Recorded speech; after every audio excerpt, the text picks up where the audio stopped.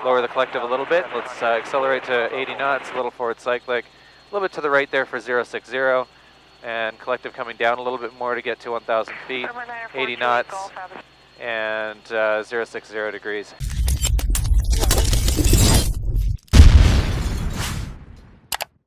Hey guys, how's it going today?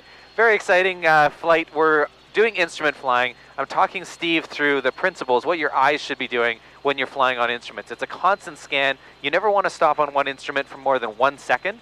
You want to take in the data. You want to figure out, okay, what correction needs to be made. You want to make that correction and then go on to the next one. The collective adjusts altitude, the cyclic adjusts airspeed. We're going to talk through it here, okay? So looking at our altitude, we're a bit high, lower the collective a little bit.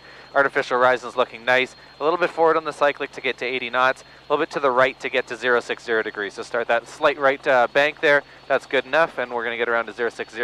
Altitude's looking good. Raise a little collective so we don't descend any more than that.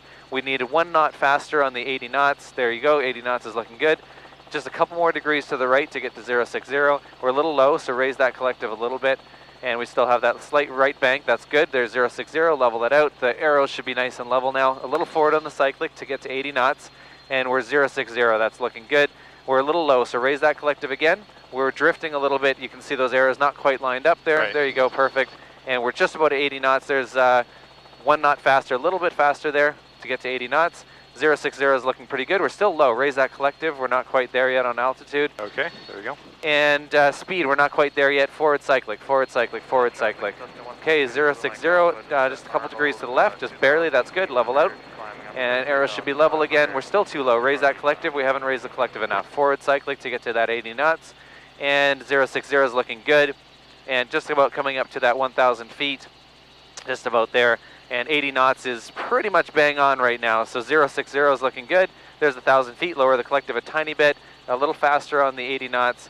Perfect. That's good. And a couple degrees to the right to get to 060. 1,000 feet is looking very nice. We're a little too fast, so go ahead and slow down a little bit. Now I want to turn left to a heading of north. So traffic's all clear to the left. We're going to bank into a heading of north. So bank in about 10 degrees or so. To the left. We can actually go into a rate 1 turn if you want to. So this wing goes right to that white line. Right. Make sure you maintain 1,000 feet, 80 knots. So lower the collective, a little forward on the cyclic. There comes 030. That's good. The turn's going nice. Keep the turn going. Keep the turn going. All right. And looking at the altitude, it is coming down. That's nice. We need to slow down just a couple knots there to get to 80 knots. There you go. And coming out to north. Okay, so starting to roll level there. That's looking good. Rolling level, not back too much. Okay, here comes our 1,000 feet, but we're getting too fast. So start raising the collective to hold 1,000 feet so we don't descend through it.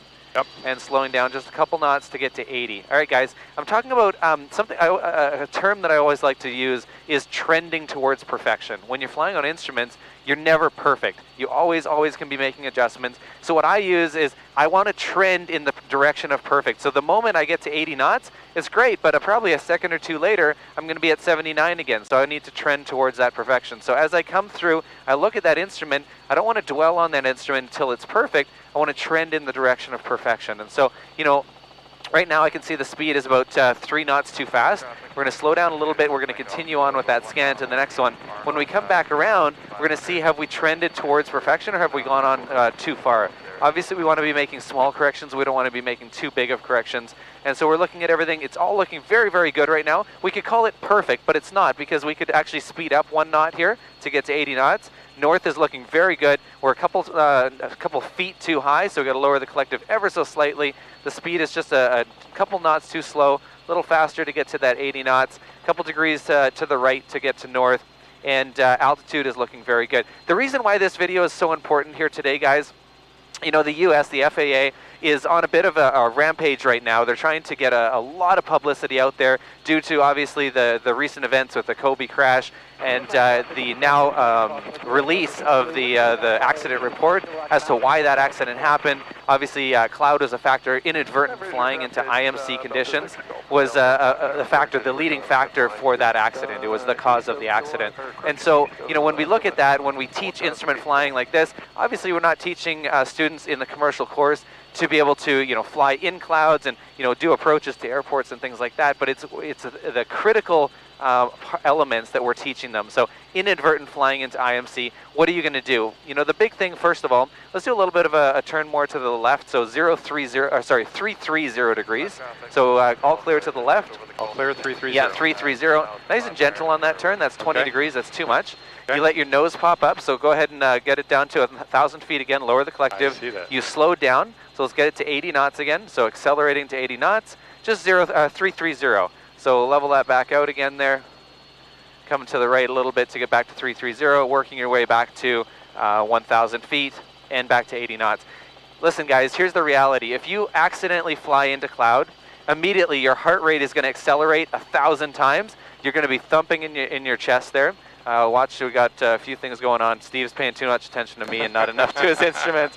Let's get it back down to 1,000 feet. Let's get it to 80 knots. All right, 330. You're going to absolutely panic. You're going to go into frozen mode, okay? That's really, really critical to think about ahead of time. You're going to panic and you're going to freeze. You need to relax, take a deep breath, say, I'm going to go back to the basics. Now, to recover from any sort of unusual attitude that you have, it's always roll first, pitch second, then airspeed first. Those three are going to save your life. Then it's power, trim, and altitude to just kind of clean everything up. Roll, pitch, airspeed, power, trim, altitude.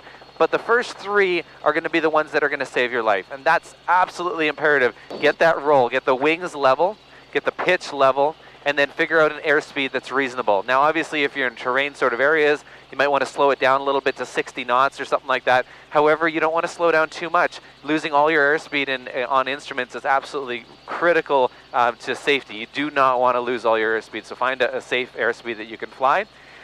Now that you've established safe flight, you're going to go through these basics. I would suggest talking it out loud.